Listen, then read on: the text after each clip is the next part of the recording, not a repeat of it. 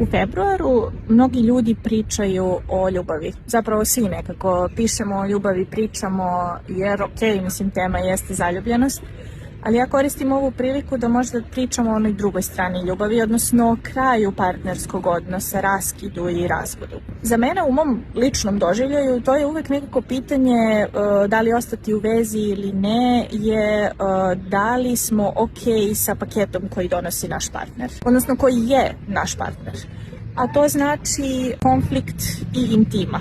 Playfulness, odnosno igra, i stresne situacije, odnosno vika nekada. Tako da za mene je u stvari to pitanje kako se nosimo zajedno sa konfliktom, kako iz njega izlazimo, da li rastemo ili ne, da li nam je nervni sistem pored partnera miran, da li je aktiviran simpatikus ili parasimpatikus.